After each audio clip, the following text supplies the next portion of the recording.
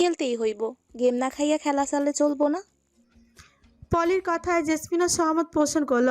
তাদের এই সুন্দর মুহূর্ত থেকে ধ্যান সরাতে আচমকা মূল ফটকের দরজায় কড়া নাড়ল কেউ। নজরুল আলম ছেলে ভাতিজাদের উদ্দেশ্যে হাঁক ছেড়ে বললেন দেখতে। তাদের মধ্যে থেকে রুহুল উঠে গেল। ফটকের দরজার ভেতর থেকে ছিটকেনি আটকানো, তালা ঝুলানো হয় একেবারে এসার পর, নইলে শিয়াল ডাকে উঠে আসে বাড়িতে। দরজা খুলতেই সামনের মানুষটিকে দেখে হাস্যজ্জ্বল মুখে আদর নেমে এলো রুহুলের। জিজ্ঞেস করলো, কি চাই? আমার বউ, সে কই? জানি না। কইলি হইব? কিরে ক্যাডা আইছে? রুহুল? একটা পাগল। বলে বিদ্রুপ করে হাসলো রুহুল। মুখের উপর দরজা বন্ধ করে দেওয়ার প্রয়াস করলো। ছেলেটার এমন আচরণ নাজিরের মেজাজ আরও খারাপ হয়ে গেল। বয়সে তার সমবয়সী হবে। হাত বাড়িয়ে শক্ত করে দরজাটা ধরে ফেললো নাজির। তাকে এক প্রকার ঠেলে ঠুলে ভেতরে প্রবেশ করলো রুহুল। তাতে দত পিছে ক্ষুদ্র স্বরে পড়লাম, রাইতের বেলা মাস্তানি শুরু করছস? আমার ঠেইলা আমাকেও বাড়িতে ঢুকাস? ভয় ডর নাই? নাজির চারিদিকে চোখ বুলিয়ে নির্লিপ্ত ভঙ্গিতে বলল। আল্লাহ ছাড়ার কাউরে নাসির ডরায় না। কথা শেষ করে দালানের দিকে তাকাতেই সিঁড়িতে বসা মিস্ত্রির দিকে দেখতে পেল। দুজনের হাঁক ডাকে উপস্থিত সকলেই তাদের দিকে তাকিয়ে আছে। এমনকি মিস্ত্রিও ধীরে ধীরে অদরে মিষ্টি হাসিটাও মিলিয়ে গেল তার। কাসেম আলী বলেই উঠলেন, আরে নাজির যে। নাজির আর সামনে এগোলো না, সামনে দাঁড়িয়ে সেখানেই অত্যন্ত গম্ভীর কণ্ঠে বলল, বাড়ি চলো। লোকটা যে রেগে আছে খুব ভালো করে বুঝতে পারলো মিস্ত্রি। তাদের এই 2 মাসের সংসারে এই লোকের রাগ সম্পর্কে ভালোই অবগত হয়েছে সে, তাই লুকিয়ে পড়লো বড় ভাবির পেছনে। মেয়েটির এমন কাণ্ডে নাজিরের রাগ আকাশ ছিল। ইচ্ছে করলো চুলের মুঠি ধরে কতক্ষণ পেটাতে, কিন্তু এই মুহূর্তে ইচ্ছেটাকে দমিয়ে রেখে জান হাতে নিজের ঘাড় চেপে ফোঁস করে নিঃশ্বাস পেল। সাবধান করে বলল, ভালো করে কইতেছি বাড়ি চলো বউ, মাথা কিন্তু এমনিতে গরম আছে। কাসেম আলী বললেন, অনেকদিন পর আইছে তো তাই যাইতে চাইতেছে না।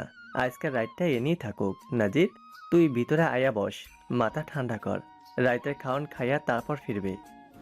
আমি না বইতে বা খাইতে আসি নাই। আপনি মাইয়ারে জিগান এগুলো কোন ধরনের স্বভাব? আমি নাই এই সুযোগে কাউরে কিছু না জানে আয়া পড়ছে। হাসি তো আছে, কিন্তু হাইনজা হওয়ার পরেও বাড়িতে ফেরা যায় নাই। কত চিন্তা হইতেছিল বুঝেছে? ঘরে চাবি কই? চাবি আর তুমি দুইটাই আয়ো, কিছু কমো না। তবুও মিস্ত্রি এলো না। কাসেম আলীর কোনো কথা নাজির শুনল না। কথাবার্তা শুনে পারুল মাঝখান থেকে বলেই উঠলেন, কয়দিন থাকলে সমস্যা কি? রান্না বসাইছি, দুগা না খাইয়া যাইব গা।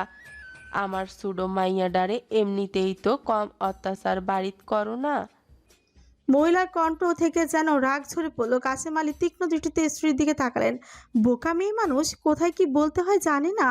নাজির তার স্বরেই বললাম, কি অত্যাচার করছে আপনার ছোট মায়ারে? কিরে মিস্ত্রি, কি অত্যাচার করছে তোমারে? মারছি নাকি না খাওয়াই রাখছে? মিস্ত্রি এবার কান্না পেল। তার মা একটু বেশি বোঝে। এখন বাড়িতে নিয়ে গিয়ে যদি সত্যি সত্যি মারে, তখন কে রক্ষা করবে তাকে? সেই ভয়ে আরও চুপসে গেল জেসমিনের গায়ের সাথে। জেসমিন এক হাতে তাকে আগলে ধরলো। ননদের জন্য ভীষণ খারাপ লাগছে তার। তালেব বলল, জামালা করিস না নাজিম, মাইয়া বিয়া কইরা নিশাস বইলা মগের মুল্লুক মনে করিস নাই। নায়র শেষে সেজে গেলি আর আইতে দিলি না আমার বোন রে।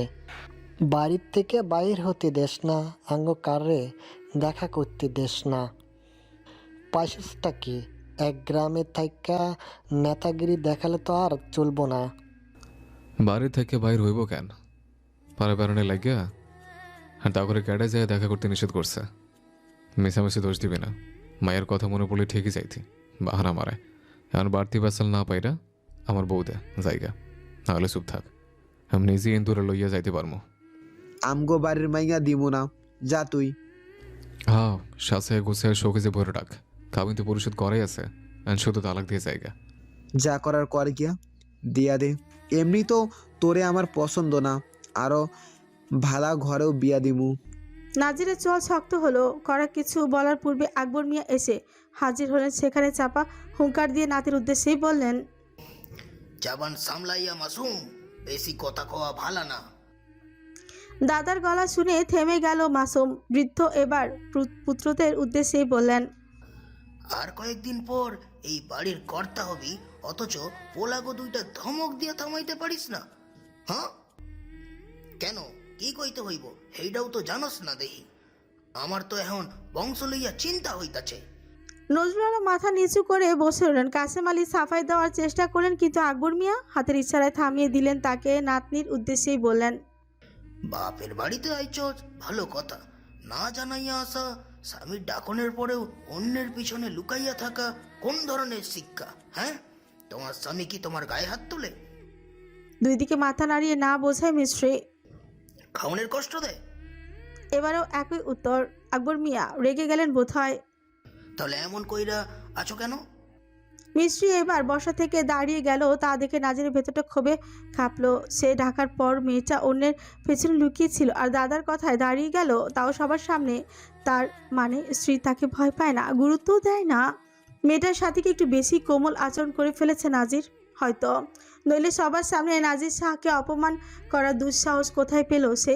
শ্বশুরবাড়ির মেয়ের জন্য মায়া দেখানোটাই হয়তো তার জীবনে আরেকটি ভুল ছিল, যা চোখে আঙুল দিয়ে দেখিয়ে দিল মিস্ত্রি। আকবর মিয়া নাজিরের উদ্দেশ্যেই নরম হয়ে বললেন, মাইয়া মানুষ, বয়স কম, তাই একটু ভুল কইরা ফেলাইছে। নাজির, রাগ করিস না, তুই তোর থাইকা বড়, একটু মানাইয়া নে। চাইস না, কথা আছে তোর লগে, রাইতে এক লগে খামু। নাজিরের ধারালো দৃষ্টি এখনো মিস্ত্রির দিকে স্থির। অনীহা প্রকাশ করে বলল, সারাদিন পর এইমাত্র বাড়িতে ফিরছে, ঘরে তালা দেখে এটারে খুঁজতে খুঁজতে এনে আইছে। এখন বসা বা খাওয়ার সময় নাই, অনেক জিনিসপাতি বাইরে রাইখে আইছে, এগুলো ঘরে ঢুকে দেব। এরপর আরও কাম আছে আমার। আকবর মিয়া আর জোরাজুরি করলেন না। এই বয়সী ছেলেদের বেশি জোরাজুরি করা ভালো না, হিতে বিপরীত হয়। সৈয়দুন্নেসা সব কথা শুনছেন, নাতির উদ্দেশ্যে বললেন, সমীর লগে বাড়ির যাও, আবার দিনের বেলা অনুমতি নিয়ে আইও, তখন অনেক দিন থাকবা। মুখ ভার করে এগিয়ে এসে সম্মুখে দাঁড়ালো মিস্ত্রি। ওনার আঁচল থেকে চাবিটা খুলে বাড়ি দিল নাজিরের দিকে। নাজির সেটা ধরলো না, ফটকের দিকে যেতে যেতে বলল, চলো। অত্যাচার না করলে আমার মাইয়ার হাত পড়ছে কেমনে? এই কয় মাসে এমন শুকাইয়া গেছে কেমনে? শ্বশুর বাড়িতে পাঠানোর সময় তো তরতাজা মাইয়া পাঠাইছিলাম। প্রতিমধ্যে থেমে দাঁড়ালো নাজির, ঘুরে তাকালো শাশুড়ির দিকে। পুত্রবধূর কথায় সৈয়দুন্নেসা চোখ রাঙালেন, কিন্তু পারুল আজ যেন আর ভয় পেল না। এই বিষয়টা নিয়ে ছেলেদের মতো তারও শুরু থেকে অমত ছিল। বিশেষ করে ভাইয়ের শিক্ষিত যোগ্যতা সম্পূর্ণ ছেলে রেখে কেন শ্বশুর ঘরে চাষা ভূষার কাছে মেয়েটাকে বিয়ে দিতে হবে ভেবে পান না তিনি। নাজির শান্তভাবে প্রত্যুত্তরে বলল, সংসারে কাম করতে গেলে কত কিছুই হয়, আপনাকে কখনো পুরো নাই? এত দরদ উতলায় পড়লে বিয়া দিছিলে কেন? আমি বা আমার শাশুড়ি আইছিলাম? আমি চাই না, এর থাইকাও ভালো ঘরে লাইগা আমার মাইয়ার সম্বন্ধ আইছিল। তো দেন নাই কেন? দিলে কি তারা ঘরে বসে হয়তো নাকি? মা হয়েছেন, কিন্তু মাইয়া দেখে রাখতে পারেন না। ঘরে ডইকে আরেক বাড়ে খারাপভাবে শুয়ে যায়। গ্যারামে সব ব্যাটের মাঝখানে দাঁড় করে চরিত্র লয়ে প্রশ্ন ওঠে। গোষ্ঠীর থেকে আলাদা করে দিয়ে রাখছিলেন নানার বাড়ি। ঘরের কোনো কাম পারে না, সংসার কি বোঝে না, কেউ মুখের উপর কিছু করলে কান দেয়, আবার আমার উপর অভিযোগ তোলেন। বিয়া হয়েছে মানে বাপের বাড়ির সব অধিকার শেষ। আর নাজিরের বউ, নাজির কি করবো না করবো সেসব নাজিরের ব্যাপার। নজরুল আলম বললেন, মানলাম দোষ আমাগর, কিন্তু এখন বিয়েটা বউ আছে, সংসার কি আলাদা করার দরকার না? সংসার তো আলাদাই। হাড়ি তো আলাদা না, এখনও চাষাগো লগেই খাস। নাজির বিদ্রুপ হাসলো, স্ত্রীর দিকে তাকিয়ে বললেন, দেখো কি কয়, বাপের বাড়ির কথায় ফল পড়লে জীবনও সংসার করতে পারবা না। থেমে নজরুলের কথার উত্তর দিলেন, আপনার কথায় আমি যদি হাড়ি আলাদা করি, তাহলে আপনি এগুই আকাই মা মাইয়া খাইতে পারবো? একটু হাত পুড়ছে তাতেই গা চলতেছে, পরে তো শরীর পড়বো, কোনো কাম কাজ পারে না, মাছ ভাজতে কী লাগে তাও জানে না। তাই এইসব জ্ঞান আমারও দিয়েন না। ঘর বাহির কেমনে সামলাতে হয় নাজির শাহ খুব ভালো করেই জানে। কথা শেষ করে নাজির আর দাঁড়ালো না, ফটক দিয়ে বেরিয়ে গেল। মিস্ত্রিও স্বামীর পিছু পিছু দৌড়ালো। সৈয়দুন্নেসা পুত্রবধূর উপর চেঁচালেন, কেমন লাগছে জবাব? মাইয়া বিয়া দেওয়ার লাইগা তোমারও কম কুরকুরানি আসিল না। মাইয়া জামাইয়ের লগে কেমনে কথা কইতে হয় জানে না, এখন সেই ঝাল মাইয়ার ওপরে মিটাইলে কি করবা? বাড়ির পুরুষ মানুষ থাকাকালীন হেগো ওপর দিয়া কথা কাউনের স্বভাব বাদ দাও, আগেই কইছিলাম মায়াডারে সংসার শিখাও, কিন্তু না, বেশি আদর দিয়া ফার্মের মুরগি বানাইছে। তিনি ঘরে চলে গেলেন। পারুল কাচুমাচু করে বসে পড়লেন জায়ের পাশে। এক পর্যায়ে আকবর মিয়াও আর দাঁড়ালেন না সেখানে। মুহূর্তেই আনন্দঘন পরিবেশটা হয়ে উঠল অত্যন্ত গম্ভীর। বাড়ি ফিরে হাজারটা প্রশ্নের সম্মুখীন হতে হলো মিশ্রিকে। নাজির কাউকে বাধা দিল না। তালা খুলে জাহিদ আর নাজমুলকে নিয়ে জিনিসপত্রগুলো ভেতরে ঢুকিয়ে জায়গা মতো রাখলো। মাস দেড়েক আগে স্ত্রীর আবদারে তার কয়েকদিন পরে নতুন আলমারি আর ড্রেসিং টেবিল বায়না দিয়ে এসেছিল সে। শোকেজের বায়না অবশ্য বিয়ের আগেই দিয়ে এসেছিল, শুধুমাত্র সময়ের অভাবে আনতে যেতে পারেনি। মিষ্টি সেসব দেখে বেশ অবাক হলো, জিজ্ঞেস করলো, এগুলো আনতেই তবে শহরে গিয়েছিলেন? নাজির উত্তর দিল না। রাগলে তার মুখের ভাষা ঠিক থাকে না, মাঝে মধ্যে হাতও চলে, কিন্তু নারীদের গায়ে সে হাত তোলেনি কখনো। তাই পরনের পোশাক বদলে একটা লুঙ্গি পরলো, গামছাটা নিয়ে গিয়ে কলপারে চলে গেল গোসলের উদ্দেশ্যে। মিষ্টি মুখ ভার করে দেখতে লাগলো সব। লোকটার পছন্দ আছে বলতে হয়, এসব সে নিজের মতো করে গোছাবে। তার আগে হারিকেনে কেরোসিন তেল ভরে আগুন জ্বালালো। শ্বশুরের ঘরে আলো দেওয়া হয়নি। তার আগমনের পরে সমস্ত কাজ থেকে সকলেই যেন অবসর নিয়েছে। সেই রাতটা কোনোভাবে কাটলো। স্বামী স্ত্রীর মধ্যে কোনো কথা হলো না। সকালে কথাটা তুললেন আমিরুল শাহ। তোর বউ নাকি কাল বাপের বাড়ি পালাইয়া গেছিল। সাদা ছাগলটা দুদিন আগেই 3টা বাচ্চা দিয়েছে, সেগুলোই এখন বাড়ি জুড়ে লাফালাফি করে। নাজির তাদের জন্য ফিডার কিনে এনেছে, যেটা দিয়েই কোলে বসিয়ে দুধ খাওয়াচ্ছে একটাকে। মা ছাগলটা কোনো কারণে বাচ্চাদের পর্যাপ্ত দুধ দিচ্ছে না। খাওয়াতে খাওয়াতে জবাব দিল, পলাইব কেন? না, কইয়া যাওয়ার তো পালানোই কয়। বাড়তি কথাকে মেজাজ খারাপ করেন না। তোর সব মেজাজ তো আমাগো লগেই। আমার কথা শুনলে ভালো একটা মাইয়া বিয়ে করতে পারতি। এখন বইয়া বইয়া আফসোস কর। আপনার কাছে কি আফসোস করছিলাম? তা কি আর করবি, লজ্জা আছে না? বাড়িতে কি করেন? কাজ কাম না? সামিউলের লগে পারভেজের পাঠাইছি। আইজ আমার ছুটি। এই লোকের সাথে তর্কে জড়ালো না, নাচে চেঁচিয়ে ডাকলো। মিস্ত্রি মিষ্টি দৌড়ে এলো। বলেন। সারাক্ষণ ঘরে বয়ে থাকস কেন? জমিদার মাইয়া তোর সামনে কি মহারাজা যে বয়ে বয়ে খাবি? গল করে পরিষ্কার কর গিয়া। আমি? তো কেডা? আমি যাদৌরা? ওই যে ঝাঁটা আছে, প্রথমে ঝাড়ু দিয়ে সব গোবর ওই পানিতে উঠাবে। পশ্চিম পাশে একটা গর্ত দেখছি, ইন্দুরে করছে না কি সাপে করছে বুঝতেছি না। ওই গর্তে বেশি বেশি মাটি ভরে লেপে দিবি, সবশেষে গোবর দিয়ে কেটে দিবি। গইটটা কি? শুদ্ধ ভাষায় কি কয়? মনে হয় ঘুটে। গা গুলিয়ে এলো মিশ্রের।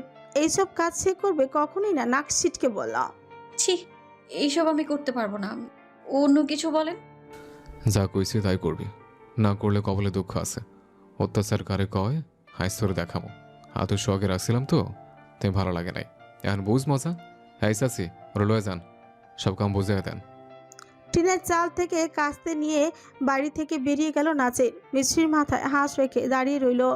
তার অবস্থা দেখে মুখ টিপে হাসলেন কলিমের মা। তাড়া দিয়ে বললেন, আইও, তোমার কাম বুঝাইয়া দিয়া আমার আবার ভিটার পিছনে দিক লেপতে হইব। ফাটল ধরছে। গোয়াল ঘরের তীব্র বোটকা গন্ধে নাকে ওড়না চেপে ধরল মিশ্রি। গা গুলি আসছে। কলিমের মা তাকে সবকিছু বুঝিয়ে দিয়ে কাজের অজুহাতে চলে গিয়েছে কোথাও। মিশ্রি ক্লান্ত দৃষ্টিতে গরুগুলো দেখলো।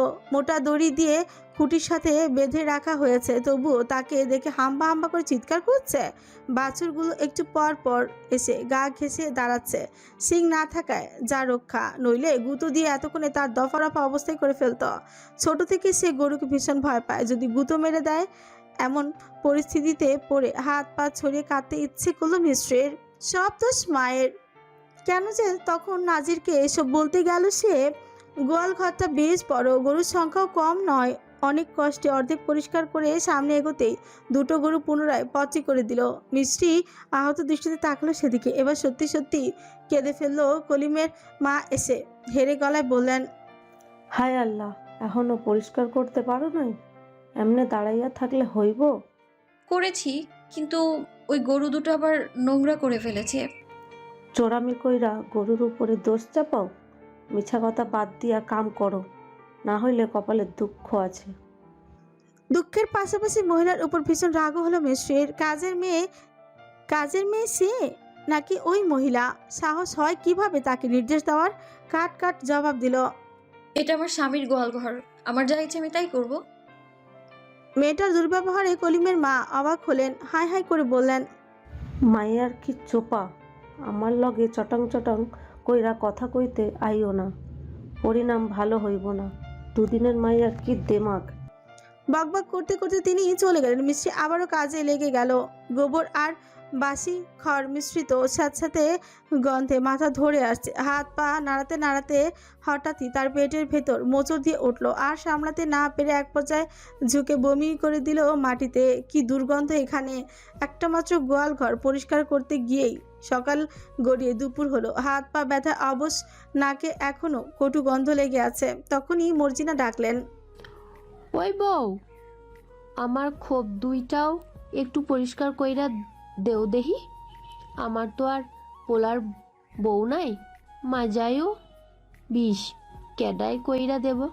সুন্দর কথার বিপরীতে মিষ্টির মুখ থেকে না শব্দটা কেন যেন বের হয় না, তাই বাধ্য মেয়েদের মতোই এই কাজটাও সে করলো। হাত দুটো ফোসকা পড়েছে। এত কঠিন কঠিন কাজ হয়তো জীবনের প্রথম বাড়িতেই সে করেছে। রান্না বান্নার কাজে আজ আর তাকে ঢাকা হলো না। গোয়াল ঘর, মুরগির খোপ, বিশাল এক উঠোন তাকে দিয়ে পরিষ্কার করানো হলো। নাজিরের অবর্তমানে যেন সুযোগের সদ্ব্যবহারই করে নিলেন সকলে। জোহরের নামাজ আজ আর সময় মতো পড়া হলো না। পেছনের দিকটা লেপে এসে কলিমের মা চেঁচালেন, কি বউ, বইয়া রইছ কেন? গাইডটা দিব কেডায়? যাও, গোবর মাখাইয়া ওই লাঠির মধ্যে গাইডটা দাও। এরপরে রইতে আবার শুকাইতে হইব। হাত দিয়ে মাখাতে হবে? হাত দিয়াই তো মাখায়, তুমি পারলে পা দিয়া মাখাও। শরীর কাঁপছে মিশ্রির, মাথাটা ফনফন করে ঘুরছে। সে খুঁটি ধরে উঠে দাঁড়ানোর চেষ্টা করলো, কিন্তু বাধা পেল কারো কঞ্চে। যাও গোসল করে আইও। ঘাড় ফিরিয়ে তাকাতে দেখতে পেল নাজিরকে। শরীরটা লেগে আছে কাদামাছি। স্ত্রীর দিকে তাকালো না সে। কলিমের মা জিজ্ঞেস করলেন, তাহলে এই গোবর দিয়া কি করবি? সবজি ক্ষেতের গাছের গোড়ায় না হয় বিকালে গিয়ে দিয়ে আইমো।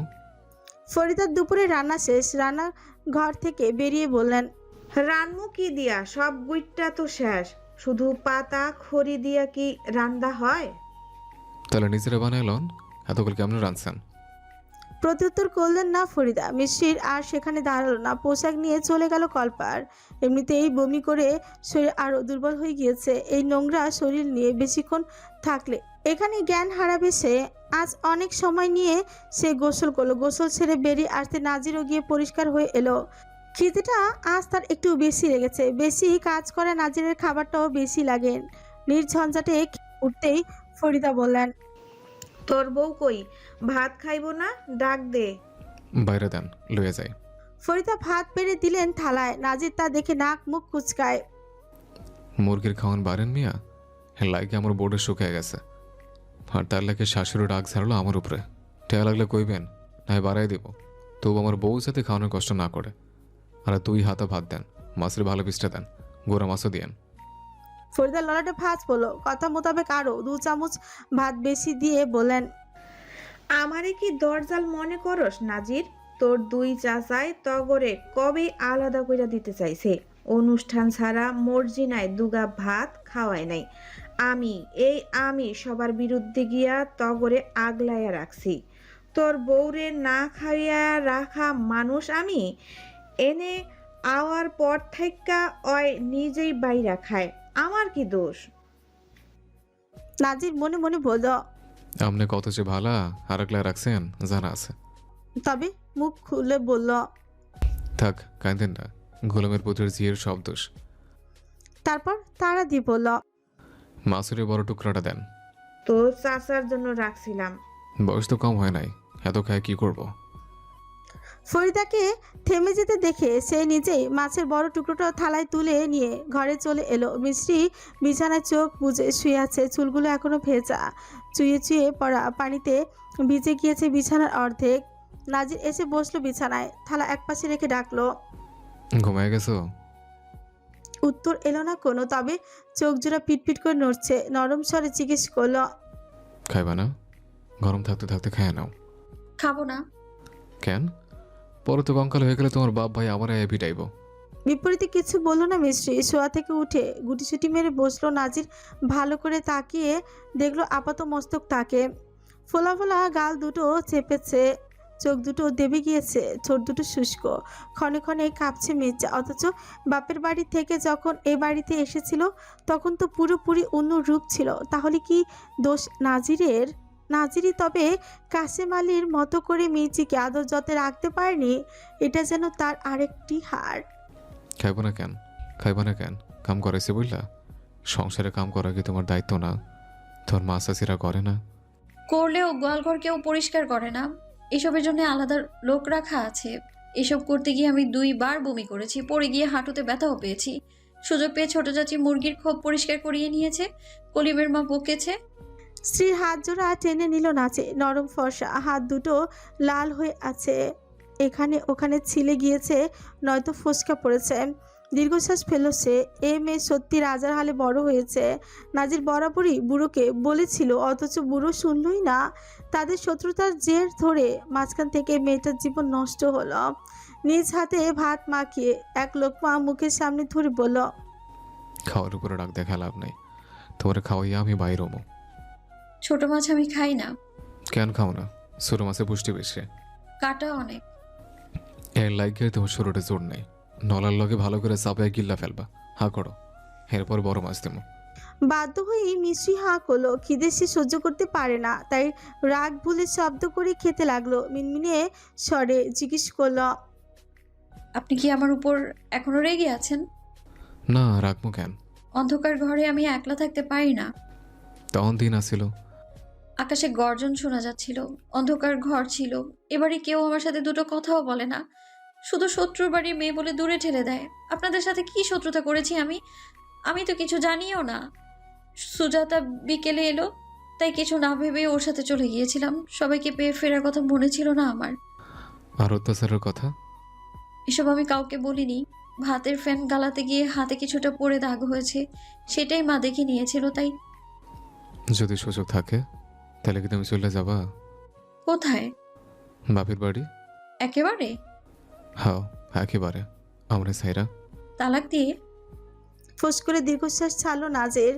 মাছের কাঁটা বেছে আরেক লোকমা মুখের সামনে তুলে ধরলো। মিশ্রি তা মুখে তুলল না, বলল, লাভ কি? আবার বিয়ে দিয়ে দেবে। মা বলে মেয়েদের বিয়ে একবারই হয়, বিয়ের পর স্বামীই সব। এত কিছু বুঝোস, অথচ জামের বাড়িতে কাম করতে হয়, এটা বুঝেছ নড়ি? আপনি নরি। চুপ। খাওয়ানো শেষ করে হাত ধুয়ে উঠে গেল নাজির। শার্টের পকেট থেকে কিছু টাকা বের করে স্ত্রীর হাতে দিয়ে বলল, এটা কলিমের মায়ের টাকা। আজ গোয়াল উঠান আর ঘর পরিষ্কার করছে তুমি। আবার দুপুরে খাওয়াইছে আমি। হ্যাঁ, শুধু ভিটার পিছন দিয়ে ক্লেপছে, তাই হাসি অনুযায়ী দিয়ে গেলাম। যে গেলে এটাই কইবা, মনে থাকবো? আমি কেন? আপনি দিয়েন, নইলে বড় চাচিকে দিয়ে যান। হিসাব পারো না? পারি। তাইলে ঘরের বউ তুমি, ঘরের খবর, সংসারের টাকা পয়সার লেনদেন তোমারই রাখতে হইব। আপনি কোথায় যাচ্ছেন? ফিরলেনই তো দুপুরে, বিশ্রাম নেবেন না? সেই সুখ তোমার স্বামীর কপালে নাই। সব কাম শেষ করে হাইসা হইলে আব্বার ঘরে আলু আর তালা দিয়ে নিজের ঘরে ঢুকা দরজা আটকাইবা। আমি ছাড়ার কারো ডাকে খুলবা না। গেলাম, এসার আগে আইয়া পড়বো। আর হ্যাঁ, এই ড্রয়ারে ব্যথার মলম আছে, হাতে লাগাই নিও। কথাটা শেষ করে নাজির গামছাটা নিয়ে বেরিয়ে পড়লো বাড়ি থেকে। গত 4 বছর ধরে সরিষা ক্ষেত করে নাজির। ফলন ভালো আর লাভও হয়। মৌসুমি অনুযায়ী ধান চাষ, সবজি চাষ, সরিষা চাষ সহ মোটামুটি সবই সে করে। কখনো জমি বর্গা নিয়ে, আবার কখনো বা নিজের জমিতে। এই কয়েক বছরে নিজেও কম দামে বেশ কয়েক বিঘা ফসলি জমি সে কিনেছে, মাথার ঘাম পায়ে ঝরানো পরিশ্রমের অর্থ দিয়ে। এইসব অর্জন করতে গিয়ে কত রাত যে ঠিকমতো ঘুমায়নি নাজির। শূন্য থেকে শুরু করা কি এতই সহজ? তবে এবার নাজির ভেবে রেখেছে, এখান থেকে যা আয় হবে তা দিয়ে সরিষা চাষের জন্য আলাদাই একটা জমি কিনে নেবে। ওই পাড়ার সেলিম মোল্লার জমিটা দারুণ, চাষের মাটিও ভালো। শুনেছে লোকটা নাকি জমি বিক্রি করতে চাইছে, ভালো খদ্দের পেলে কম দামে বিক্রি করে দেবে। যদিও গ্রামের জমির দাম আশানুরূপ কমই। নাজির উঁচু ঢিবিতে দাঁড়ালো। মির্জনের সেজো ভাই মোকলেস আর লতিফ মিলে আগাছা পরিষ্কার করে মাটি ঝুরঝুরে করে। তারপর নাজির সেখান থেকে চলে এলো, কাঁচা মাটির পথ ধরে হাঁটা হলো অন্যদিকে। সবাই তাকে সঙ্গে করে আসবাবপত্র নিয়ে আসতে দেখলো। শহরে এসে গিয়েছিল ঠিকই অন্য কারণে। গত মাসেই সামাদ মিয়ার থেকে ভালো মানের কম দামি একটা পিকআপ কিনেছিল। সামাদ মিয়ার কাছে এসব জিনিসের অভাব নেই। মহাজন হিসেবে তার নাম ডাক 10 গ্রামে ছড়িয়ে আছে। চড়া সুদে টাকা লাগান, দোকান দেনাদার সঠিক সময় পরিশোধ করতে না পারলে কবজা করেন জিনিসপত্র। এটাও সম্ভবত কোনো এক দেনাদারেরই। নাজিরের সাথে বহুদিনের সখ্যতা থাকায় মাঝে মধ্যেই কিছুর খোঁজ করলে তিনি এনে দেন, যদিও এমনি এমনি নয়, অর্থের বিনিময়ে। সেই ছোট থেকে ছেলেটা তো তারই নেওয়াটা ছিল। মিলের ব্যবসা দাঁড় করাতে গিয়ে আর সামাদ মিয়ার সাথে চলতে গিয়ে এই জীবনে বহু মানুষের সাথে নাজিরের পরিচয় হয়েছে। মিশুক প্রকৃতির ছেলে সে। অল্পতেই কথার জালে মানুষকে কাবু করার ক্ষমতা যেমন আছে, তেমনি মন জয় করার ক্ষমতাও আছে। সেখান থেকে পরিচয় হয়েছে জেলা শহরের এক মিষ্টি কারিগরের সঙ্গে। নামকরা দোকান ভদ্রলোকের বিভিন্ন উৎসব থেকে শুরু করে বহু জায়গা থেকে মিষ্টির বায়না আসে, যার ফলে খাঁটি দুধও লাগে কেজির উপর কেজি। সেই নিয়ে নাজির কথা বলে এসেছে। গোয়ালাদের কাছে দুধ বিক্রি করে আর পোষাচ্ছে না। সারা জীবন কি এভাবেই সে গাধার মতো খাটবে নাকি? তাই মনস্থির করেছে পিকআপে করে দুধগুলো সোজা পাঠাবে দোকানে। সঠিক দাম মান অনুযায়ী অর্থ পাঠিয়ে দেওয়া হবে তার ব্যাংক অ্যাকাউন্টে। বইয়ের সব বিদ্যা মাথায় না থাকলেও বংশ পরম্পরায় আর বাস্তবিক অভিজ্ঞতায় সে বুদ্ধিতে ছেলেটা ভালোই গিয়েছে। কোনো মতে অর্থ উপার্জনের পথটাও শক্ত করে দাঁড় করাতে পারলে তার জীবনে আল্লাহর রহমতে শুধু শান্তি আর শান্তি। পথ চলার সময় আচমকায় ডাক পড়লো। নাজি তাড়লো, দেখতে পেল আকবর মিয়াকে। বুড়োর অধীনে ঝুলছে সবসময়কার মতো মিষ্টি হাসি। এক হাতে বালতি বড়শি আর অপর হাতে নাজির লাঠিতে ভর দিয়ে কাছাকাছি এসে দাঁড়ালো। নাজির জিজ্ঞেস করলো, সবসময় পিছু ডাকেন কেন? তাহলে কই তাইকা ডাকমু? তোর মতন জোয়ান মর্দের লগে আমি পারি? কি কইবেন? মেলা দিন মাছ ধরি না, আয় দক্ষিণের বেলাইয়ে যাই। রাহুল কইল ওখানে নাকি ভালো পানি উঠছে, মাছে কিলবিল করতেছে। আপনি যান, আমি আসারে না, আমার কাম আছে। কোনোদিন তোর কাম তাহে না, কোন দিন তোর কাম তাহে না? সারাক্ষণ কাম করলে আমার নাতনিটারে সময় দিবি কখন? এখন তো সময় ফুর্তি করার, বউয়ের লগে প্রেম করার। হ্যাঁ শরণ মিয়া, আকবর মিয়া তাকে বগল দাবা করে চেড়ে নিয়ে যেতে যেতেই বলেন, খালি মেজাজ দেখায়। তোর বয়সে থাকতে আমার শক্তি আছিল আরো বেশি, একলাই 10 জন উঠাইয়া ফেলার মতন শক্তি। খালি চাপা। আয় গপ্প করি, তোর লগে আমার অনেক কথা আছে। শত্রুর লগে কোনো গল্প নাই। বাধ্য হয়ে নাজির বুড়োর কথায় নীরবে সাহায্যে বসি আর বালতিটা কেড়ে নিয়ে আগে আগে হাঁটতে লাগলো। এখন আর আমরা শত্রু না, দাদা শ্বশুরের চোখে দেখ দিনকাল ভালা যাইতেছে না। বয়স অনেক হইছে, কখন কি হইয়া যায় আল্লাহ হয়ে জানে। হয় না, না হলে পরে আফসোস থাইকা যাইব। তোরে কিছু করার ক্ষমতা এখন আর আমার নাই। আয় বেলায়ের পানিতে সাগরের মতো স্রোত, সেই স্রোতের তালে প্রকৃতির কোল বয়ে চলছে, দেহ শীতল করে দেওয়া মৃদু ঠান্ডা বাতাস। মাঝখানে বালতি রেখে আকবর মিয়া আর নাজির পাশাপাশি বসলো। মাছ ধরতে আগে কখনো এদিকে আসা হয়নি নাজিরের। হয় সেই নৌকা নিয়ে একেবারে চিলাই নদীতে যায়, নয়তো লুঙ্গি কাঁথা দিয়ে নেমে পড়ে চাচাদের ধানের জমিতে। ভেসে আসা বানের জলে আকবর মিয়া আধার বানাতে বানাতে তাম্পিক কঞ্চি বলেন, জোয়ান কালে প্রত্যেক বর্ষায় আমি আর তোর দাদা মিল্লা এইখানে মাছ ধরতে আইতাম। কে বেশি মাছ ধরতে পারে এইটা লইয়াই ওই হাড্ডাহাড্ডি প্রতিযোগিতা চলতো। তারপর আর প্রত্যেকবারেই বিজয়ী হইতাম আমি। আমার লোকে টেক্কা দেওয়া এত সহজ? আগে দাদারে হারাইছি, আজ নাতিরে হারামো। নাজির সঙ্গে সঙ্গে উত্তর দিল না। কেউ সরাসরি তার সঙ্গে প্রতিযোগিতা করতে এলে সেই খেলায় অংশগ্রহণ করে, জয়ী হয়ে তারপর জবাব দেয়। এইবারও তাই করলো। বড়শিতে আদার লাগিয়ে ছিপ ফেললো পানিতে। দুজন প্রতিপক্ষের মতো নিঃশব্দে অপেক্ষা করতে লাগলো। হঠাৎই বুড়োর ছিপটা নড়ে উঠলো। পুনরায় দাম্ভিক হাসলেন, বললেন, কইয়াছিলাম না আমি সৈয়দ সালিমুল্লাহর পোলা। বড়শিটা উঠতে হাস্যোজ্জ্বল মলিন মুখখানা হলো তার। ফাঁদে পড়েছে পটকা মাছ। পরপর নাজিরের বড়শিতেও টান অনুভব করলো। সাবধানে বড়শি উঠাতেই দেখা গেল রুই মাছের বাচ্চা। এবার শব্দ করে হেসে উঠল নাজির। বালতিতে মাছটা তুলে রেখে বলল, এটা আমার বন্ধু ফতে আলী শাহ না, এটা হইল তার বংশধর আর আমনের শত্রু নাজির শাহ। নাজির শাহরে হারাইব কাটায়। আকবর মিয়া বাচ্চাদের মতো রাগ দেখিয়ে থাম মেরে বসে রইলেন। আবারও বড়শি ফেললেন। কিছুক্ষণ পর জিজ্ঞেস করলেন, আমারে তুই শত্রু মনে করস কেন নাজির? আমার প্রতি তোর অনেক ঘৃণা, তাই না রে? কেন এত ঘৃণা? না জানার ভান করেন, হাজাই জানিস না। ভালো সাজেন। ভালো সাজার মানসিকতা আমার ভিতরে কখনো আছিল না। ভালো মানুষ আছিল আমার বাপ। তাহলে যেখান কেন? বহুদিনের ইচ্ছা তোর মুখ থেকে শুনবো। আপনি আমার দাদারে মারছেন, এর লাইগা। আমার আব্বার এই অবস্থা করছেন, মায়ের পলায় যাইতে সাহায্য করছেন। আর এইটুকুই যথেষ্ট না ঘৃণা করার জন্য? তা ঠিক। আমি আমার আব্বার আঙুল ধরে করতে পারি নাই। নওশাদ আব্বার কোলে চড়তে পারে নাই। আব্বা কি জিনিস হয়ে বোঝে না। খেলা মাঠে পোলাপানের মায়ের কটু কথা গালি খাওয়ানোর পর বাড়ি ফেরা মাথা রাখার মতো মায়ের কোল পাই নাই, ভালো পরিবেশ পাই নাই। দুই ভাই আমরা অভিভাবক ছাড়া বড় হয়েছে। আমার ছেলেবেলা নষ্ট হয়েছে। কলম চালানোর বয়সে এই হাত দিয়ে কাম করছে। চাচার দৌড় করে 2 মুঠ ভাতের লাইকে অপেক্ষা করছে। ঘৃণা করার আর কি কারণ লাগবো? চাইলে হয়তো তাও দিতে পারবো। এতে কি তোর চাচাকে দোষ নাই? আমি কি তাকে নিষেধ করেছি কখনো? আমি তা করে কখনোই গুরুত্ব দিই না, তাকে কথা শুনি না, সম্মান দিই না। আর কি করা উচিত? সুযোগ পাইলে কত মানুষ কত কিছুই করে। সে সুযোগ করে দিচ্ছে নামনেরা।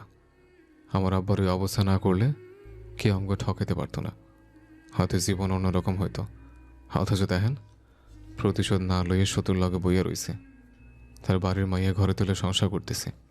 আকবর মিয়া থাম মেরে বসে থাকেন। মুখে রান্না বহু সময়। বুকটা হাহাকার করে উঠে বললেন, আমি যে তোর বাপ দাদার এমন অবস্থা করছি, কেডাই কইছে তোরে? আমার লাভ কি এতে কম? লাভ তো কতই আছে। এই যে বিদ্যালয়ে একলা ভোগ করতেছেন, কত জমি জমা দখল করছেন। আধা সরকারি ওইটা শক্ত হাতে না ধরলে তোর চাচারা ভোগ করতো, চেয়ারম্যানের লগে মিলা দুর্নীতি করতো। মিছা কথা কম কন, আমার ভুলানো সহজ না। আমি আমার জীবনে অযথা কখনো মিছা কথা কই নাই। তোরে ভুলানোর অনেক সহজ নাজির। না হইলে এত বছর ধইরা চাচাকে কোথা বিশ্বাস কইরা চস কেমনে? একটু যাচাই বাছাই করার ইচ্ছা হয় নাই? তোর বাপের কথা তো তুই বুঝস, তাহলে কেন জিজ্ঞাস নাই কখনো? বহুবার জিজ্ঞাসি, কিন্তু উত্তর দেয় না। যেগুলো কেমন যেন অস্থির হয়ে ওঠে। পাশের বাড়ির দাদা, চেয়ারম্যান, মামু সবাই কেন মিশা কইব? মামু? কোন মামু? তোর মামুগুলোকে যোগাযোগ আছে? ওই হারামিকে কথা আর কয়েন না, এটা বড় চাষির ভাই।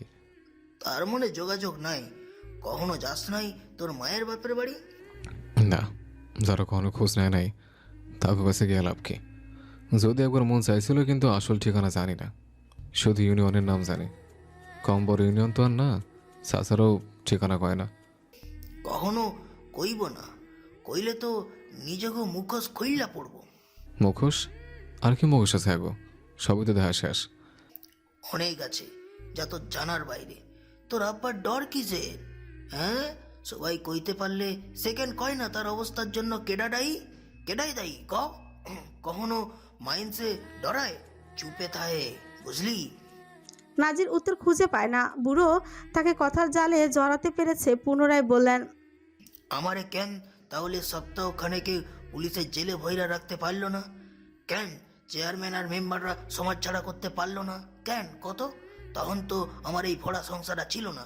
নাতিরা লইদ্যা পোলা পাইন, পোলা মাত্র 2টা, বাপও ছিল না। তাহলে আইন শৃঙ্খলা দুর্বলতা। তুই বহুত চালাক নাজির।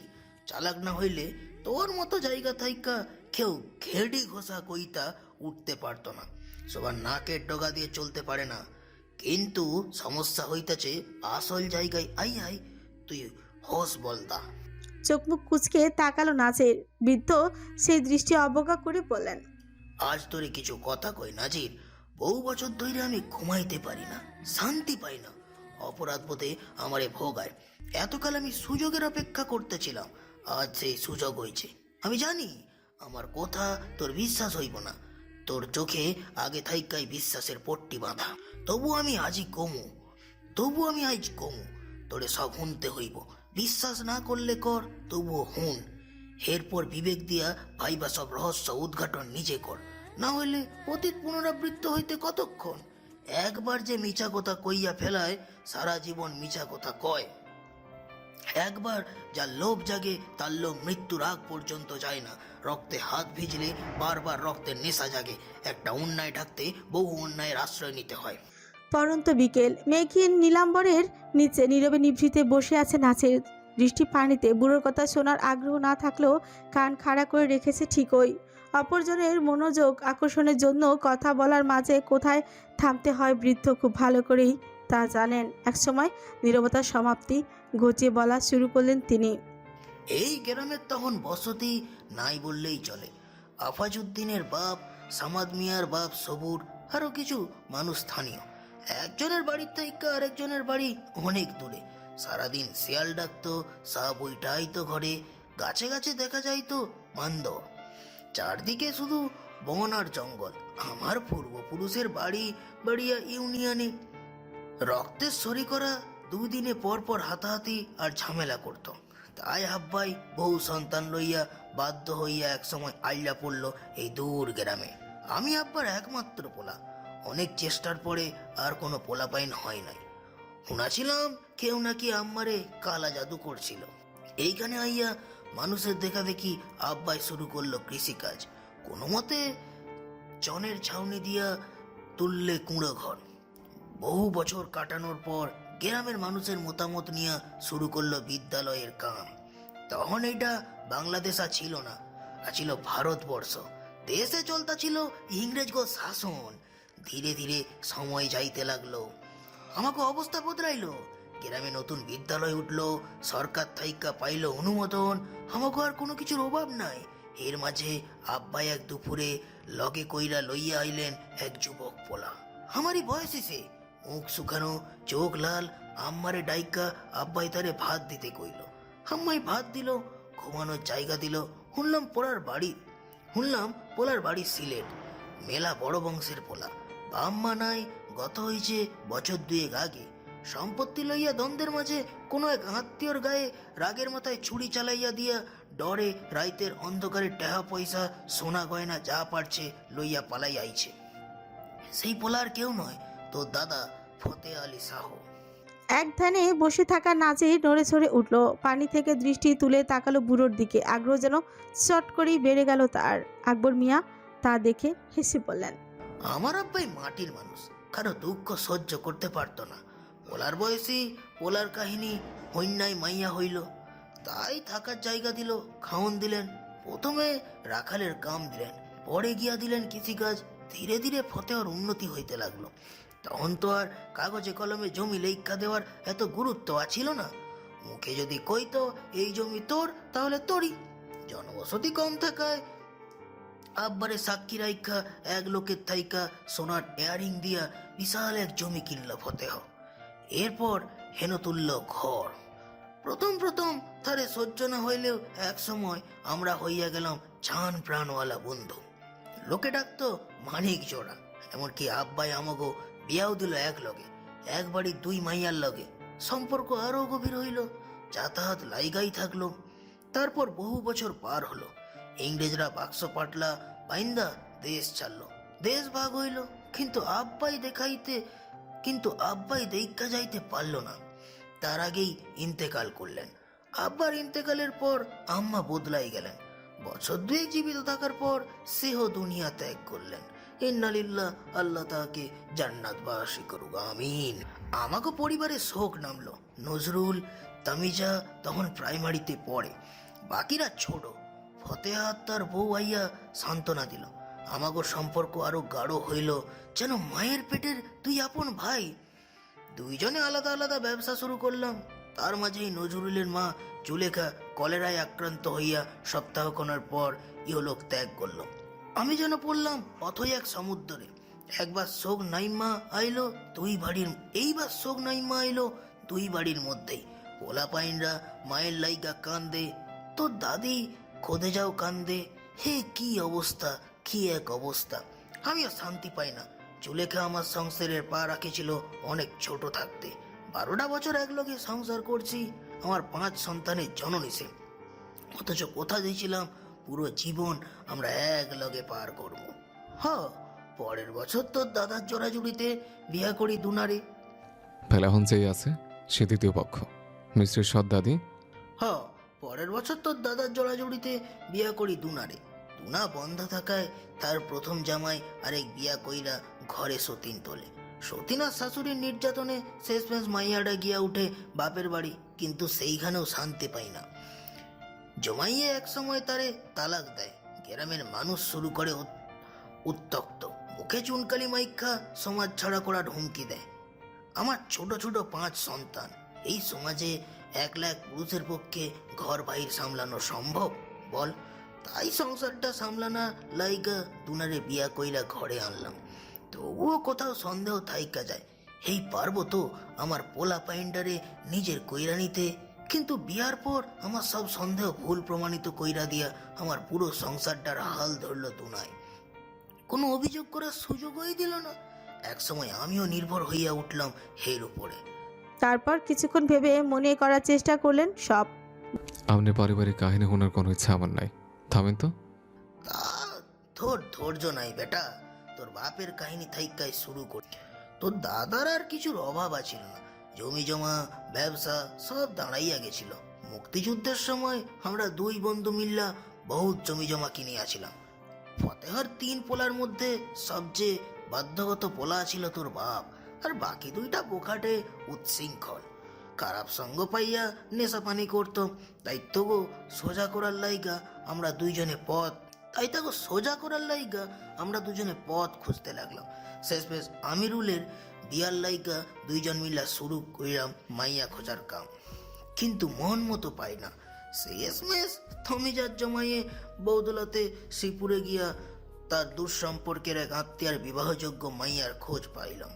উচ্চবংশীয় মাইয়া, লেখাপড়া মোটামুটি জানে, যেমন তার রূপ তেমন তার আচার ব্যবহার। তোর দাদাই মুগ্ধ হইয়া এই দিন ওই বিয়ার কথা পাকা কইরা আইল। মাইয়ার হাতে পড়াইয়া দিল আংটি, কিন্তু আমিরুলে বেইক্কা বলল, ওই তোর দাদার পছন্দের মাইয়া কিছুতেই বিয়া করব না। তোর দাদাই জিগাইল, কেন করবি না?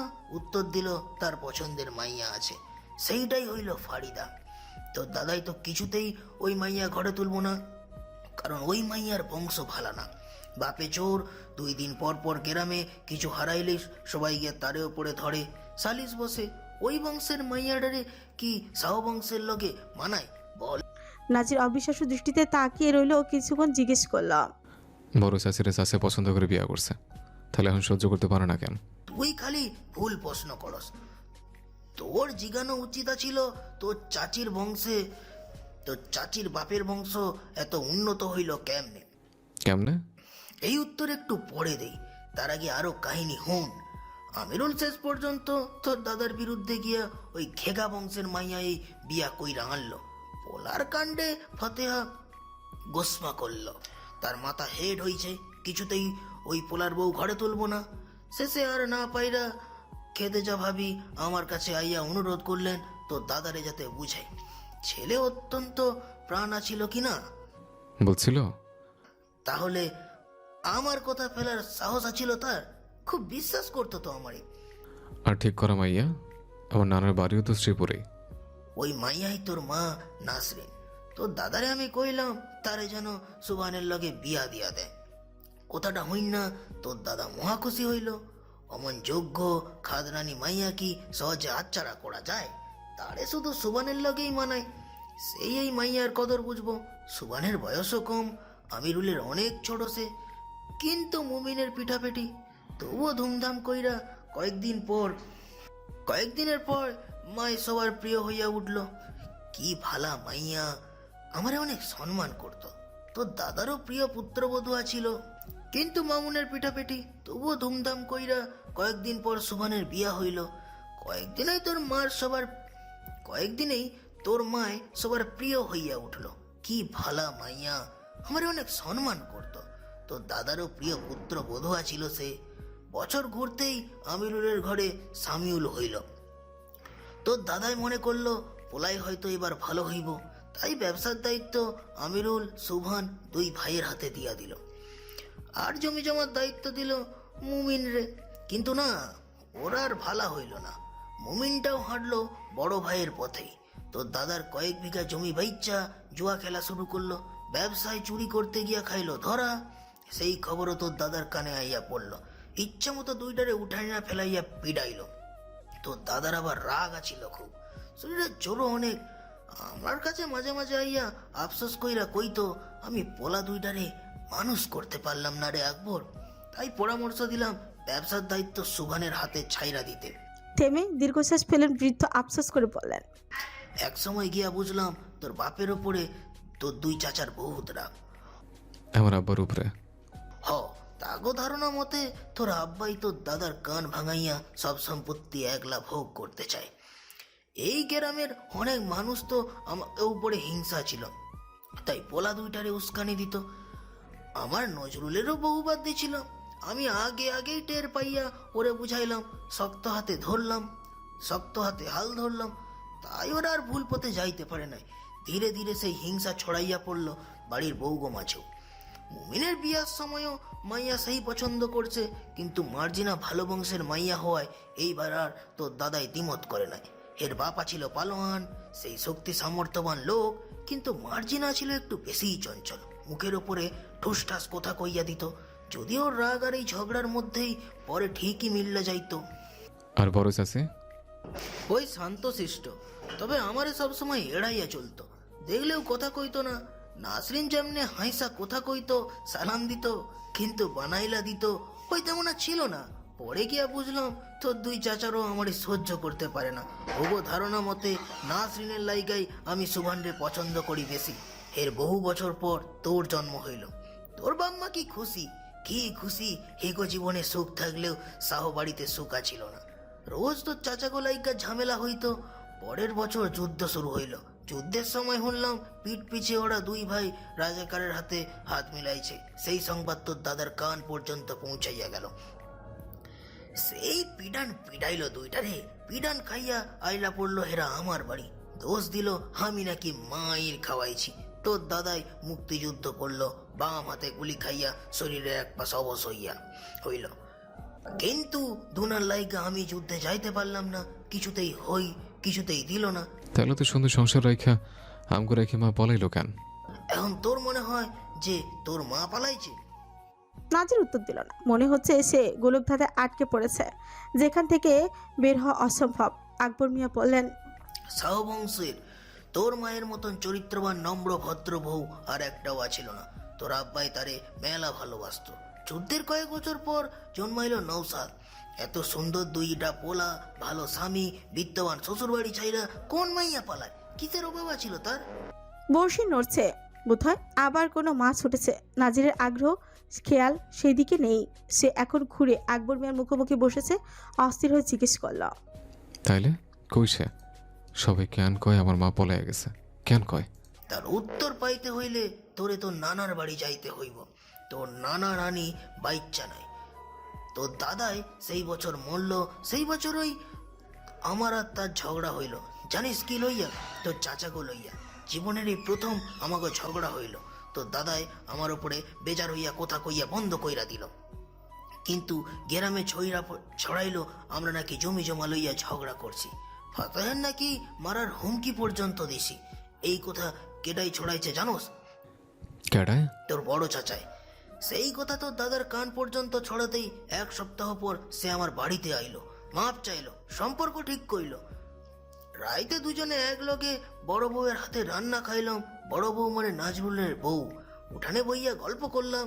আমারে কইল 3 পোলার মধ্যে সব সম্পত্তি ভাগ কইরা দিমু, সুবানরে দিয়া দিমু ব্যবসা, ওই ভালো সামলাইতে পারবো, আর পরিবার আমার লগেই থাকবো।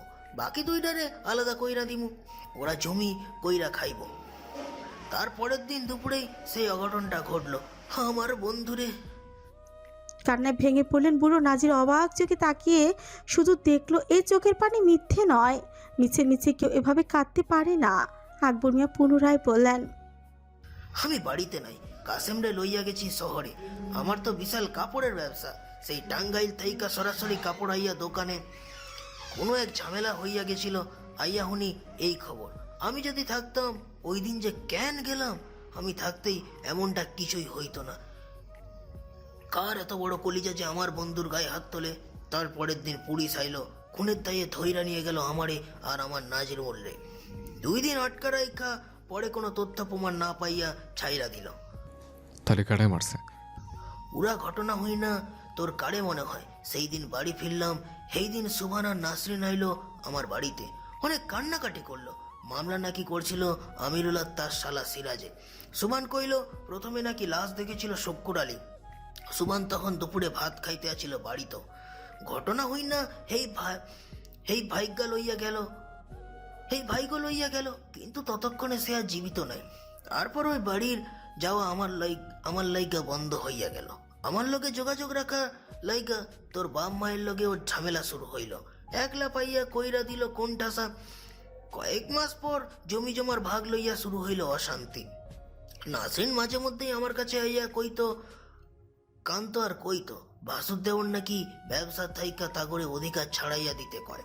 আমি তো আর কিছু কইতে পারি না, হাত পা বান্ধা। বড় পোলা আমিরুল, মুমিনেরও বড় ভাইয়ের পক্ষে সিরাজের আনাগোনা বাড়ল। ওরা যদি আমার বাড়িতে ঢুকতে না দেয় তাহলে আমি আর কি করার আছে? তার মানে আব্বা সুস্থ থাকতে ওরা এমন করছে? কয়েক মাস এই অশান্তি চললো। তারপর হঠাৎ এক রাইতে নাসরিন নিখোঁজ হইয়া গেল। অথচ তার আগের দিন বিকালেও তারে আর নাসদরে লইয়া সে তাগো দাদির কাছে আসিল। নাসাদ কিছু বোঝে না, মাসুম আর রাহুলের লগে খেলে। তুই আমারে দেখাইতে শুধু কোলে চইরা দাড়ি টানতি আর কইতি, আমাল নাই কেন, আমালেও দাও। কাঁদতে কাঁদতে হেসে উঠলেন পুরো। একপাশে দুটো দাঁত পড়ে গিয়েছে, জিজ্ঞেস করলেন, তোরা তো 2 বিঘা পাইছস, কিন্তু তোগো চাচার ভাগে কত বিঘা পড়ছে জানোস কিছু? 14 করে 28। শব্দ করে হেসে উঠলেন তিনি। নাজিব ফিকুচকে নিল। বুড়ো কি পাগল হয়েছে? তার কৌতূহল দমন করে বললেন, তোর দাদার প্রায় 100 বিঘার উপরে জমি আছিল, তাহলে 800 বিঘা পাই কেমনে? রেজিস্ট্রি অফিসে যাইস। তুই বিশাল ধনীর ঘরে পয়দা হয়েছিস রে, শহর নাতি, শুধু ঠইক্কা গেলি। বিস্ময় নাজির ঠোঁট দুটো ফাঁক হয়ে যায়।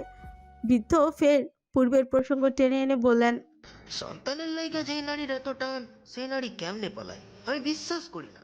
পরের দিন তোর চাচিরা রটাইলো তোর মায় নাকি অন্য পুরুষের লাইগা ভাইগা গেছে। আর কি রটছে? তাহলে ওরা খোঁজ নেয় না কেন?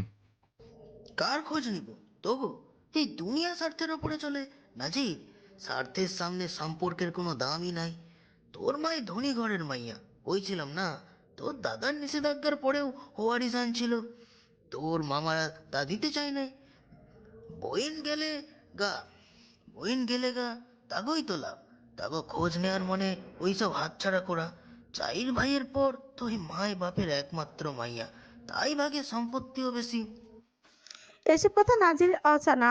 বড় চাচা বলেছিল মামারা নাকি জানতো মায়ের সম্বন্ধে। মায়ের কথাতেই তারা কখনো তাদের খোঁজ নেন। অথচ ভেতরটা কাঁপছে নাছিরের। মনে হচ্ছে অতল এক সমুদ্রে পড়েছে সে, যেখান থেকে সাজে পারে ওঠা অসম্ভব। এত বছরের বিশ্বাসে ফাটল ধরেছে। বুড়োর কথা বিশ্বাস করতে চায় না মন। নিশ্চয়ই বুড়ো সত্যর সাথে মিথ্যার মিশ্রণ করে তাকে ভুল পথে পরিচালিত করতে চাইছে। অপরদিকে মস্তিষ্ক বিদ্রোহ করে বলছে, তুই বোকা নাজির, ভীষণ বোকা। এতগুলো বছরে ও নিজ থেকে একটু খোঁজ নিলি না? ওই পিশাচদের কথা বিশ্বাস করে নিলি? ওরা কি কখনো তোর ভালো চেয়েছে? কবিত কণ্ঠে জিজ্ঞেস করলো। আর আমার আব্বাই? যেই দিন তোর মায়ের পালানোর খবর রটলো, সেই দিন ভোরেই তোর বাপের দেহ পাওয়া গেল নদীর পাড়ে। প্রথম দেখছিল সামাদের বাপে। এইখানেই সোজা আমারে আইয়া জানাইলো। আমি তখন উঠানে বইয়া খবর পাইয়া নাজরুলে লইয়া দৌড়াইলাম। হাসপাতালে নিয়ে ভর্তি করাইলাম। সম্ভবত কেউ ভারী জিনিস দিয়া অনেক পিটাইয়াছিল। তার পায়ের হাড় ভাঙছে। জিভ কাটতে গিয়া ভুলবশত ধারালো জিনিস পায়ের ওপর বইরা গিয়া আঙুল কাটছে। কথাগুলো ডাকাত রে কইছে। ওইখান থাইকা ঢাকায় পাঠাইলো। খবর হইন না তোর চাচারা ছুড়ল। পরে আর আমাগুলোকে দেখা করতে দিল না, বরং সব দায় চাপাইল আমারই উপর। কিন্তু আগের বারের লাহান এইবারও কোনো কিছু প্রমাণ করতে পারল না। বিচার ডাক দিলাম আমি, কইলাম তোকে 2 ভাইয়ের দায়িত্ব যাতে আমারে দেওয়া হয়। কারণ আমার মনে সন্দেহ জাগছে যদি পরের আঘাত তোকেও পড়ে আইয়ে। যারা অত বড় বড় 3টা মানুষের এই অবস্থা করতে পারে তাগুলো এই পোলাপাইন 2টা মারতে কতক্ষণ। কিন্তু চেয়ারম্যান রাজি হইল না, তখন নতুন চেয়ারম্যান আতাউড়ে হইছে। শেষে আমি কইলাম তবু যদি কিছু হয় তাহলে তার দায়ভার সমীরুল শাহর। তাই হয়তো শেষ পর্যন্ত। আর কথা বাড়ান না আকবর মিয়া দীর্ঘশ্বাস ফেলে তাকিয়ে থাকেন আকাশের দিকে। কখন যে সন্ধ্যা হয়ে গেল টের পাননি। বাড়ি ফিরে মাগরিবের নামাজের সাথে আর আসরের কাজাটাও পড়তে হবে। ঘাড় কাত করে তিনি নাজিরের দিকে তাকান। ছেলেটা কচির মুখে কেমন যেন হয়ে গিয়েছে। হয়তো পায়ের তলার শক্ত মাটিতে ফাটল ধরেছে, নাকি ধরেছে এতকালের বিশ্বাসে। আকবর মিয়া বুঝতে পারেন ছেলেটা তার কথা এখনো ঠিক বিশ্বাস করে উঠতে পারছে না, মিলছে না তার হিসেব। তবুও তিনি শান্তি পান।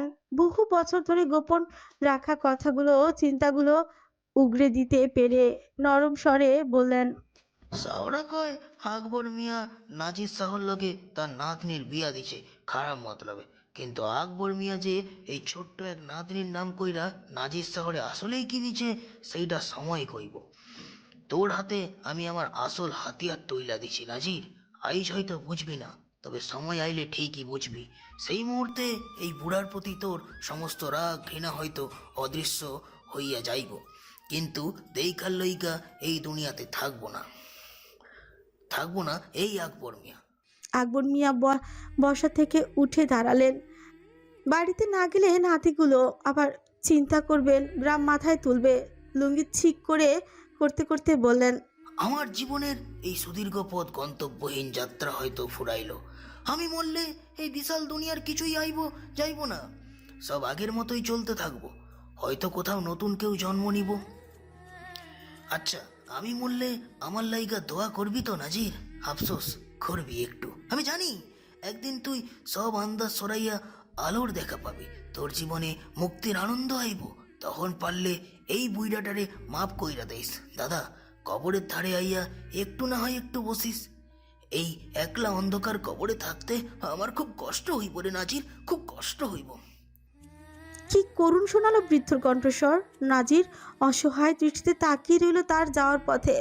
অবয়ব মিলিয়ে যেতে সে লম্বা হয়ে ঘাসের উপর শুয়ে পড়ল। নাজির জানে পৃথিবীর যত শত্রুতা ও অনিষ্ট সব আপন মানুষেরাই করে। জগ কলসি ভরে ঘরে পানি এনে রেখে বারান্দার বসে 2 হাঁড়িকেনে কেরোসিন তেল ভরছে মিস্ত্রি। একটু পরে মাগরিবের আজান দেবে, অন্ধকার নামবে ধরণীতে। শরীরটা ব্যথা করছে। এক দুপুর ঘুমানোর পরেও এখন ঘুমে চোখ বন্ধ হয়ে আসছে। কলিমের মায়ের যাওয়ার সময় হয়েছে, তাই ফরিদাকে ডাকলো। ফরিদা টাকা হাতে দিতেই গুনতে গুনতে বলে উঠল, কম লাগতেছে ভাবি, বাকিটা কই?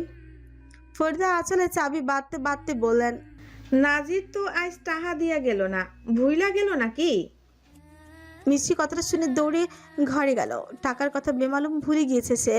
তোষকের নিচ থেকে টাকা এনে বারান্দায় দাঁড়িয়ে বলল, এই যে টাকা। দুজনেই তার দিকে তাকালেন। ফরিদা ললাটে কিঞ্চিত কুচকে গেল, জিজ্ঞেস করলেন, নাজিরে দিয়া গেছে? হ্যাঁ, বলেন চাচি যাওয়ার সময় যেন দিয়ে দিই, কিন্তু আমি ভুলেই গিয়েছিলাম। আপনাদের কথা শুনে মনে পড়লো। সব সময় তো আমার হাতেই দিয়া যায়। কলিমের মা উঠে এলেন, টাকাটা নিয়ে বললেন, এখন বাড়িতে বউ আইছে, চাচিকে হাতে কি আর দিব? গোনা শেষে পুনরায় বললেন, এনে আবার 40 টাকা কম কেন? কাজ যা করেছেন সেই অনুযায়ী টাকা দেওয়া হয়েছে। আজ কম কাজ, তাই কম টাকা। কম কাম করছি মানে? আপনার কাজ ছিল আমার শ্বশুরকে খাওয়ানো, ঘরদোর আর গোয়াল ঘর পরিষ্কার করা, কিন্তু সেই সব কাজ আজ আমি করেছি। আপনি শুধু আমাদের ভাগে বাড়ির ওই পেছনের দিকটা একটু লেপেছেন, তাই সেই অনুযায়ী টাকা দেওয়া হয়েছে। নাজিরের শেখানো বুলিগুলোই আওড়ালো সে। মহিলার মুখটাও হয়েছে একেবারে দেখার মতন। অবশেষে একটু হলেও মিষ্টির মনে শান্তি লাগছে। কলিমের মাত্রাসরা স্বরে বললেন, কইলেই হইব? নাজির জানে নাকি বাকি টাকা মায়েরা দিছ? আমি এমন ঘরের মেয়ে নই যে সামান্য কটা টাকা মেরে দেব। আর দিলে দিলাম, তাতে আপনার কি? আমার স্বামীর টাকা, সংসারের যাবতীয় দায়িত্ব আমারই। তাইলে আমিও আর কাম করবো না, তুমি করো গিয়া তোমার সংসারের কাম। প্রয়োজন হলে তাই করব। কাজের লোকের অভাব পড়েছে নাকি? 20 দাঁতওয়ালা কাজের লোক লাগবে না আমার। আমার বাপের বাড়িতে খবর পাঠালে বিনা পয়সায় কাজের লোক দিয়ে যাবে। মুখ বাঁকিয়ে হারিকেন নিয়ে শ্বশুরের ঘরে চলে গেল মিশ্রি। সেও কি কথা কম জানে নাকি? শুধু একটু লাজুক আর বাবার বাধ্যগত মেয়ে সে, তাই তো ভদ্রতার খাতিরে এতদিন চুপ ছিল। কলিমের মা অবাক চোখে তাকিয়ে রইলেন মেয়ের দিকে। ফরিদার উদ্দেশ্যে বললেন, দেখলেন ভাবি, মাইয়ার চোপা বাড়ছে।